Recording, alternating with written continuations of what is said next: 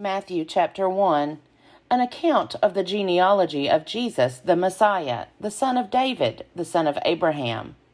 Abraham was the father of Isaac, and Isaac the father of Jacob, and Jacob the father of Judah and his brothers, and Judah the father of Perez, and Zerah by Tamar, and Perez the father of Hezron, and Hezron the father of Aram, and Aram the father of Amminadab, and Amminadab the father of Nahshon, and Nahshon the father of Salmon, and Salmon the father of Boaz by Rahab, and Boaz the father of Obed by Ruth, and Obed the father of Jesse, and Jesse the father of King David. And David was the father of Solomon by the wife of Uriah, and Solomon the father of Rehoboam, and Rehoboam the father of Abijah, and Abijah the father of Asaph, and Asaph the father of Jehoshaphat, and Jehoshaphat the father of Joram, and Joram the father of Uzziah, and Uzziah the father of Jotham, and Jotham the father of Ahaz, and Ahaz the father of Hezekiah, and Hezekiah the father of Manasseh, and Manasseh the father of Amos, and Amos the father of Josiah, and Josiah the father of Jeconiah and his brothers, at the time of the deportation to Babylon.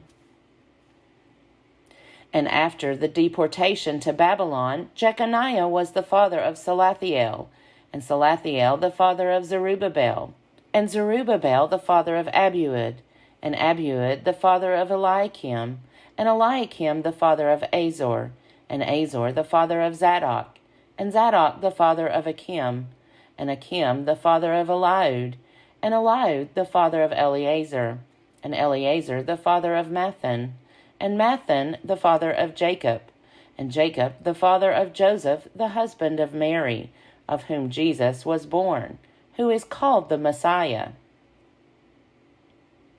So all the generations from Abraham to David are 14 generations, and from David to the deportation to Babylon, 14 generations, and from the deportation to Babylon to the Messiah, 14 generations. Now the birth of Jesus, the Messiah, took place in this way, when his mother Mary had been engaged to Joseph, but before they lived together, she was found to be with child from the Holy Spirit. Her husband Joseph, being a righteous man and unwilling to expose her to public disgrace, planned to dismiss her quietly. But just when he had resolved to do this, an angel of the Lord appeared to him in a dream and said, "Joseph, son of David, do not be afraid to take Mary as your wife, for the child conceived in her is from the Holy Spirit. She will bear a son, and you are to name him Jesus, for he will save his people from their sins." All this took place to fulfill what had been spoken by the Lord through the prophet. "Look, the virgin shall conceive and bear a son, and they shall name him Emmanuel," which means, God is with us. When Joseph awoke from sleep, he did as the angel of the Lord commanded him. He took her as his wife, but had no marital relations with her until she had borne a son, and he named him Jesus.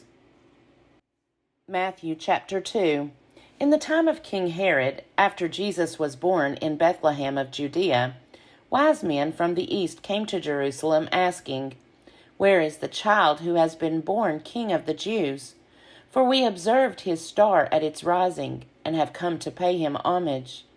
When King Herod heard this, he was frightened, and all Jerusalem with him. And calling together all the chief priests and scribes of the people, he inquired of them where the Messiah was to be born. They told him, "In Bethlehem of Judea, for so it has been written by the prophet. And you, Bethlehem, in the land of Judah, are by no means least among the rulers of Judah, for from you shall come a ruler who is to shepherd my people Israel." Then Herod secretly called for the wise men and learned from them the exact time when the star had appeared. Then he sent them to Bethlehem, saying, "Go and search diligently for the child, and when you have found him, bring me word, so that I may also go and pay him homage." When they had heard the king, they set out, and there ahead of them went the star that they had seen at its rising, until it stopped over the place where the child was. When they saw that the star had stopped, they were overwhelmed with joy. On entering the house, they saw the child with Mary, his mother, and they knelt down and paid him homage. Then, opening their treasure chests, they offered him gifts of gold, frankincense, and myrrh. And having been warned in a dream not to return to Herod, they left for their own country by another road. Now after they had left, an angel of the Lord appeared to Joseph in a dream and said, "Get up, take the child and his mother, and flee to Egypt, and remain there until I tell you, for Herod is about to search for the child to destroy him." Then Joseph got up, took the child and his mother by night, and went to Egypt, and remained there until the death of Herod. This was to fulfill what had been spoken by the Lord through the prophet, "Out of Egypt I have called my son." When Herod saw that he had been tricked by the wise men, he was infuriated, and he sent and killed all the children in and around Bethlehem who were 2 years old or under, according to the time that he had learned from the wise men. Then was fulfilled what had been spoken through the prophet Jeremiah. A voice was heard in Ramah, wailing and loud lamentation. Rachel weeping for her children, she refused to be consoled, because they are no more. When Herod died, an angel of the Lord suddenly appeared in a dream to Joseph in Egypt and said, "Get up, take the child and his mother, and go to the land of Israel, for those who were seeking the child's life are dead." Then Joseph got up, took the child and his mother, and went to the land of Israel. But when he heard that Archelaus was ruling over Judea in the place of his father Herod, he was afraid to go there. And after being warned in a dream, he went away to the district of Galilee.